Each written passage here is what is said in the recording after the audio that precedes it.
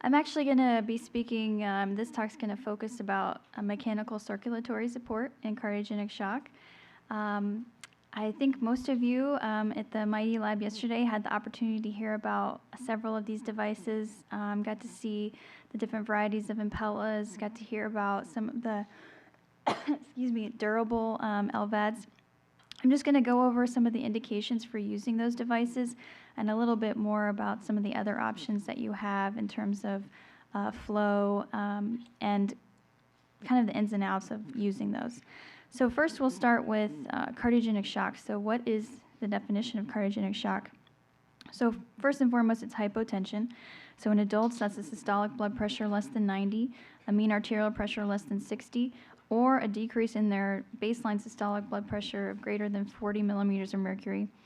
And then, of course, we all know shock is showing evidence of end-organ perfusion. Not enough end-organ perfusion, sorry. So there's different types of shock that we kind of, when we have a patient who's in shock, we go through that differential of what's exactly causing this. You can have hypovolemic shock, where you have hemorrhage, decreased preload, which leads to your decreased cardiac output.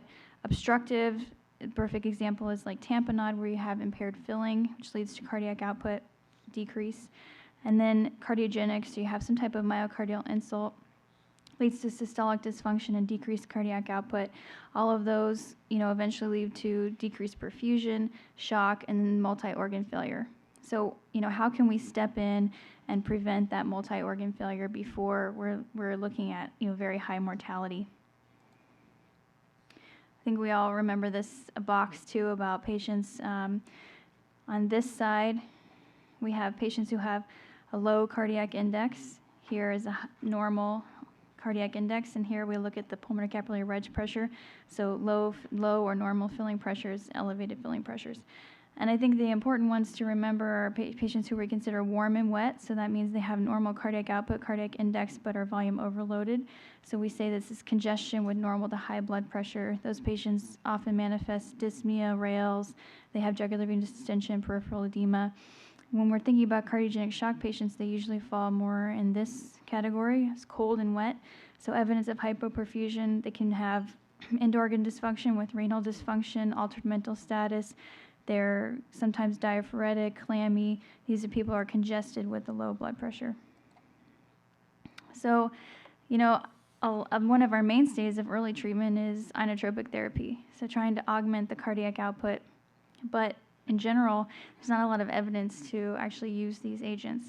Right now, there's really no significant recommendation for dopamine. There is a little line in there in the acute decompensated heart failure guidelines where you can consider the use of dopamine to help with your diuresis, but there's really no recommendation. And then otherwise, the use of dobutamine and milrinone is really level of evidence C, so it's just expert opinion. And they say it may be considered to relieve symptoms and improve organ dysfunction in patients who have reduced LVF, LV function, low output, especially if they have low blood pressure.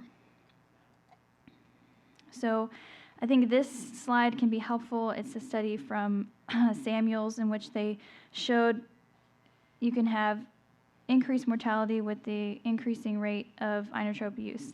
And so we know that as we use more inotropes, the mortality rate significantly increases. So where can we step in with mechanical support to try to change these rates? When you're thinking about kind of going to the next step with mechanical support, you do have to weigh the pros and cons. So when you're using inotropes, there are some significant pros. It's easy to administer IV therapy. They do have an increase in their cardiac output. They do have an decrease in their LV-EDP. However, we all know the patients who go into significant arrhythmias, VT, AFib with these agents, and with that, you can induce ischemia in patients who have underlying significant coronary disease, which is a result of this increased myocardial oxygen demand. And also, there have been studies in the past that show that you have somewhat of increased mortality when you're using these agents. So then you're thinking about, well, I need more support, and that comes in the form of mechanical support. So yes, that offers you greater cardiac output. It offers you greater reduction in your afterload, and also a greater reduction in your LV-EDP. But the risks that come with that is that all these devices, the patients have to be anticoagulated. There's procedural risks. There's also significant risks of extremity ischemia depending on which device you use. Excuse me. And for a lot of these devices, it's a femoral approach, and so that results in immobility for the patient. And if you're looking at prolonged support, that can be a significant problem.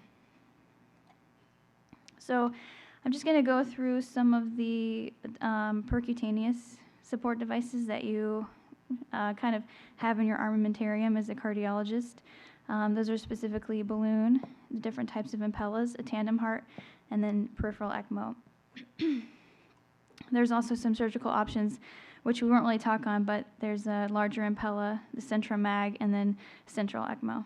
So these are just some images of the balloon, the Impella, the Tandem, and then ECMO. So first, the balloon. You all had a demonstration of the intra-aortic balloon yesterday. I'm sure a lot of you have had the chance to use this as residents or in your fellowship so far. The whole idea behind the balloon is that it inflates during early diastole, which augments the diastolic pressure, and thus augments coronary and renal blood flow. And then the balloon deflates during systole, which results in a decrease in the afterload, an increase in the cardiac output, and a decrease in the myocardial oxygen demand. When you're looking at your console, the important thing is the timing of the balloon pump and that it synchronizes with the cardiac cycle. Most of the balloons you leave in auto mode, which they'll default to using the EKG and inflating at the R wave. But sometimes if you have things like AFib or an irregular rhythm, or maybe even you lose your EKG leads, it defaults down to the pressure mode. So as long as you have a minimal amount of pressure, you can just leave the device on auto and really not have to worry about it too much. When you're using the balloon, if the balloon's in 1-to-1 mode, it's difficult to assess whether it's appropriately augmenting. So you want to look at the balloon in 1-to-2, which is what this schematic shows. So overall, you see this is one cycle and then another cardiac cycle. You see that the balloon inflates at the dicrotic notch. Here's an unassisted beat, so you see that's where the dicrotic notch would be, which appears as a sharp V. And the early diastolic flow is augmented above the unassisted systolic. So you see here's unassisted systolic, your diastolic is augmented. Then it deflates just prior to systolic ejection, and you see a decrease in your assisted end diastolic pressure below your normal diastolic pressure. Overall, you basically augment the flow in diastole, decrease the afterload in systole. Some things to keep in mind when you're considering putting a balloon pump in a patient: contraindications, severe aortic insufficiency, if they have a significant abdominal or thoracic aneurysm, and then if they have severe peripheral vascular disease. These balloons are about 7.5, 8 French size, so you have to have a vasculature that accommodates that size. One of the things you heard a little bit of a mention of last night is Dr. Estep's and the team's kind of pioneering experience with using these devices in the axillary approach. Right now, they commonly place them in the axillary artery, and the good thing about that is it allows patients to have prolonged support without having to be immobile. And so the way that they go about doing this, which you can read about in this article too, is they get arterial access in the left brachial artery, put in a 4 French sheath, and then use a guide wire under fluoro to define the axillary artery here. And they kind of use that as a road map as to where to, outside of the thoracic cavity, to access the axillary artery. And that's the point at which they advance the balloon and the balloon sheath here. And so the patients then just have the axillary balloon. We have patients who just kind of roll their balloon unit around the unit, allows them to wait for their organ transplant with maintaining some physical activity. The important thing to note with this device as compared to the regular femoral approach is there are some specific complications. The patient's up moving around, so you have to really pay attention to positioning. For this, we're all kind of used to looking at the distal tip, seeing that it's kind of at the second to third intercostal space or right at the aortic knob. Use a similar marker, only this time it's actually the proximal tip. So that's not too much different than what you're used to. This device has been known to flip from the descending into the ascending aorta, cause problems that way. So you want to be, really cognizant of looking at your daily chest x-rays, paying attention to that. It can also move distally and obstruct into the abdominal vasculature, specifically the SMA, and lead to gut ischemia. So you kind of want to have a high index of suspicion for that, depending on your patient's symptoms. And then, of course, it can move distally, obstruct the renal arteries, a similar complication that you're used to kind of watching for with your femoral approach balloons. So the next device we'll talk about is Impella. It offers a greater amount of support than the balloon. You guys got to see kind of how this looks, touch it, feel it, see the difference in sizes here between the three devices, which is the 2.5, the CP, which is also about a 4.0, and then the 5. The 5 is implanted with the help of a vascular surgeon with a graft. But the 2.5 and the 4 can be put percutaneously in the cath lab. The 2.5 is a 12 French size, and the 4.0 is a 14 French size. So, significantly larger than the balloon pump, something you have to keep in mind for your patients. Can they accommodate a 14 French sheath in their groin? When you're looking at placement, you can look at chest x-ray. You see here, you can see the areas where the impeller is bright. You see the pigtail here kind of towards the apex, but not all the way down here in the apex. Sometimes if it's all the way down in the apex, you'll have a significant amount of hemolysis. You'll also have alarms on your console, and you'll see the waveform change. It'll look like a ventricularized waveform. Then you just know you need to get some echo guidance and move it back. When you're placing the Impella, if you guys remember, there's a radio-opaque marker here. It's difficult to see here, but when you're placing it in the cath lab, there's a radio-opaque marker that sits right at the aortic annulus. The mainstay of kind of helping with your positioning is echo when you have these patients with Impellas. It's not quite as well seen here, but the inflow and outflow areas there are echo bright. So you want to see, when you're looking at your peristernal long axis view, you want to see the pigtail in the ventricle, but not all the way at the apex. And you see an echo bright area here, measures about 3.5 centimeters from the aortic annulus. The other thing you can use to help you is your color flow. So you'll notice that the outflow should be above the aortic valve. You'll see aleasing here. This is in comparison to, say, this image in which the Impella isn't too far, and when you look at your color flow, you actually see aleasing below the aortic valve. And then this image here is another malposition. It shows you with the tip of the Impella wrapped in the mitral valve annulus, so you want to avoid that. This might not necessarily alarm for you to be too far, but it might interfere with the function of the mitral valve. So this is another instance in which you can use echo to try to reposition the Impella device. Contraindications. So the main contraindication is a mechanical aortic valve prosthesis. I think the other indications, if you speak with the device company, they'll say are more relative contraindications, which are significant valve stenosis or calcification. I know I've been involved in cases in which we do balloon aortic valvuloplasty in order to place the Impella for then other interventions or support. Also, moderate to severe aortic insufficiency.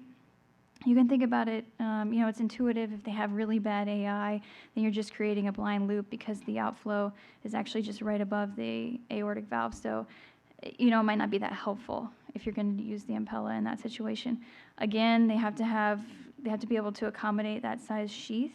And then LV thrombus is a relative contraindication. Sometimes if you have a patient who needs the support, they have a very dense mural thrombus that's not really, down in the apex. Some people might feel comfortable using it, so it's a relative contraindication. Something that I just wanted to touch on is that there is this Impella RP, which is the right-sided Impella. Some institutions are able to get that.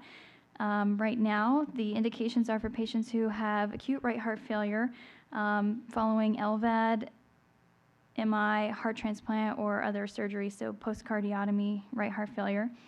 You get femoral venous access. You place it under fluoroscopy just like the other left-sided devices. And it goes up through the IVC. The inflow cannula sits in the IVC. Across the pulmonic valve, the outflow cannula sits in the PA. It's pretty large. It's 11 French, and you get up to 4 liters in flow.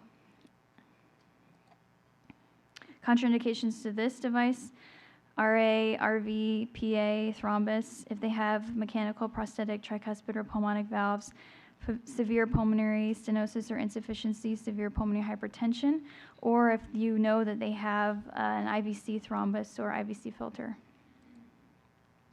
And I just wanted to kind of go over, this is from the trial, the Recover Right trial. It showed that in patients who required this right-sided Impella device, during support, they had improvement in their hemodynamics, which was sustained post-support. So you can see their cardiac index increased while on support and was maintained at a higher level than pre-support after the device was removed. And their CVP dropped and was maintained at a lower level. So they really had a significant amount of recovery with this device. The next device I'm going to talk about is the Tandem Heart. So this device offers basically up to 4 liters of flow, kind of similar to your Impella CP, which people say is 3.5 to 4 liters of flow. It is a femoral access, and it's larger than the Impella. Your femoral access through the vein is 21 French, and your arterial access cannula is 15 French. So you have a long venous cannula, 21 French. You insert in the femoral vein up into the right atrium, and then you have a transeptal puncture into the left atrium. So you take oxygenated blood from the left atrium down into this magnetically levitated axial pump, and then it ejects the oxygenated blood into the descending aorta through a 15 French arterial cannula. Important to note for this, you want to keep the patient adequately anticoagulated. That would be an ACT greater than 200 or a PTT greater than 65. And one thing to note is that this can be pretty simply transitioned to VA ECMO by pulling the cannula back across into the left atrium and then adding an oxygenator on the circuit. Then you basically have VA ECMO. Overall, the pump's designed to reduce your wedge, reduce your ventricular work, increase your MAP, and increase your cardiac output. But there are some caveats to this. Remember, it does create a pretty large ASD. And then when you're looking at the cannula, which you can see a little bit better here, there are these little septations on the cannula, which under fluoro and pretty much under echo are bright. So you can see when you're across the septum. Most people will use intracardiac echo when they place this device, kind of like when you're in the EP lab and you're doing your transeptals for your ablations. So when you're at the bedside, if you start to see dark blood in the circuit, you start to worry that some of these have pulled across the septum and you've got blood mixing. Troubleshooting that can be difficult at the bedside in terms of trying to advance the cannula under echo guidance. You can try, but sometimes you end up having to go back to the lab. This was a study in which they looked at patients with severe refractory cardiogenic shock who had a tandem placed, and basically it just shows that there's a significant improvement in all of the hemodynamic parameters you're looking at in patients who have this severe refractory shock. So you have an increase in your cardiac index, an increase in your SpO2, a drop in your wedge, an increase in your blood pressure, and an improvement in your end organ function, which is evidenced by a decrease in your lactic acid and an improvement in your serum creatinine. Another study by Carr, which is a group in Houston, showed the use of Tandem in these patients as well, and they use it as a bridge. So, kind of all these devices we think of as a bridge to something, usually a bridge to a decision. In these patients, they used Tandem for bridge to recovery, which had the lowest survival, bridge to LVAD, or bridge to transplant. And so, it shows that this is a viable alternative for getting your patients through this severe refractory cardiogenic shock and then kind of seeing what's the next best step for them. Final option you can consider is VA ECMO. This is even larger cannulas. Simple kind of idea. Basically, you take a long 22 to 30 French venous cannula based on the patient's body size and what kind of flows you want. Which is inserted through the femoral vein up into the right atrium, takes deoxygenated blood out, runs through a pump which also has an oxygenator on it, then puts oxygenated blood back through a 15 to 20 French arterial cannula, just also in the femoral artery. It can offer about 5 liters of flow, sometimes a little bit more than that, depending on the cannula size that you choose. It is femoral access, so your patient's immobile. One of the I guess when you're trying to think about which device to use, how much support you want, how large your patient is, of course, this is the only option that offers you full cardiac and respiratory support. It's full cardiac bypass. So if your patient has ARDS, you're worried about hypoxia, this is the device to go with. Because the cannulas are so large, there is one caveat that this offers, which is you can put an antegrade sheath in, which basically you put that in the SFA, then it offers flow. You have a connector to your arterial line, and it offers flow down to your leg, because one of the biggest complications with this is leg ischemia. So just to kind of little chart format to go over what indications for, the sizes, and the only one that's physiologically timed is the balloon pump. The rest of them are not, but balloon pump ranges from 7 to 8 French all the way up to 30 French in some of your venous cannulas for your ECMO. So it's something when you're trying to consider what amount of support, you also have to consider your patient characteristics, what can they accommodate. And then obviously you have to think about insertion time, what your institution offers. You can put in the Tandem, although very difficultly, during CPR, but you can put in peripheral ECMO fairly simply during active CPR. The other devices really aren't an option for that. Your flows, larger devices to give you more flow, but again, you have a higher risk of leg ischemia, and with that, a higher risk of requiring transfusion. So in general, I think these devices, they've allowed us to have kind of a paradigm shift in the treatment of cardiogenic shock, in which, in the early stages of shock, you're thinking about you can have a little bit of support. One of the first things that we go to is balloon pump. When you're looking at patients who are on multiple pressors, you're getting into a high-dose pressor, you're thinking they need more help, that would be in the form of the Impella or the Tandem. When you're getting into profound shock, ARDS, respiratory failure, hypoxia, high-dose pressors, that's when you really need to be thinking about ECMO. And then, of course, all of this is in consideration of what's the next step for this patient. If there's no end game in sight, then there's no reason in putting someone on ECMO if you don't think that eventually they're going to be a candidate. And but always you want to try to hope for a bridge to recovery. So, like I said, short-term support, you can go to recovery or a bridge to a bridge, which can be a destination LVAD or heart transplantation.